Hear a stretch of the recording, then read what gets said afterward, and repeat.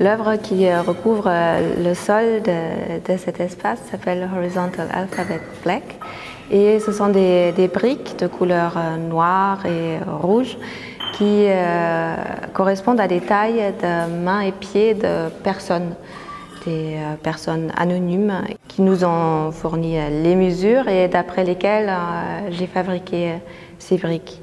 Et ils sont posés au sol d'après un schéma de pose classique de pair en pair qui, comme ce système ne fonctionne que si les briques ont la même taille, est destiné à aller dans l'erreur.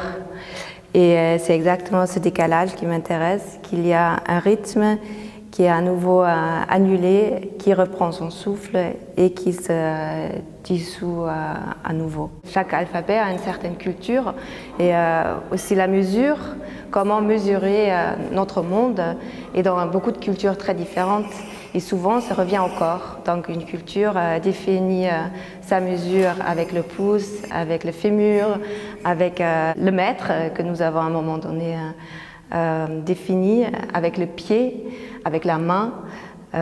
Aussi le photographe mesure avec son pouce une distance pour se repérer dans le grand espace. Et donc ce sont des décisions qui sont prises par l'humain.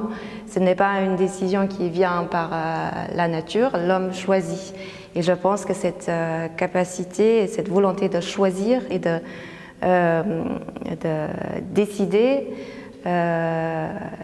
c'est profondément l'humanité. Il y a des combinaisons qui donnent des mots, des phrases, un texte qui est lisible ou pas, selon la culture, selon l'intention, selon la volonté. Et donc je me repère avec cette pièce qui invente un alphabet qui reste précis et anonyme et informel en même temps.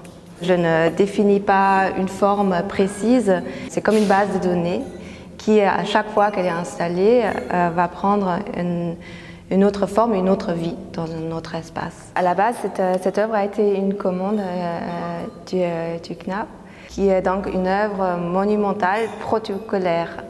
Donc on fait chaque fois un effort de reproduire la pièce. Donc elle vit à chaque fois à nouveau.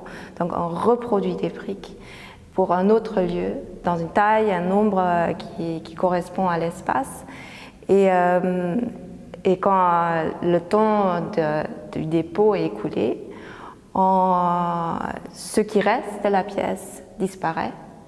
Et on recommence à nouveau à zéro pour une autre intervention. Ça a été une invitation, donc le musée est venu vers l'œuvre. Et moi, je réponds dans le sens que j'ai beaucoup aimé cet espace, qui est très haut, qui ne montre aucun autre signe muséal. C'est juste un volume avec une lumière d'un côté et zénithale. Et donc déposer cette salle avec seulement un sol, un double sol, et sinon laisser le vide prendre son ampleur et donc aussi le regard du visiteur m'a beaucoup intéressée. Et la matière et le thème est certainement un thème qui revient dans beaucoup d'autres œuvres et expositions du MUSEM, donc je pense qu'il y a un écho dans le sens du musée.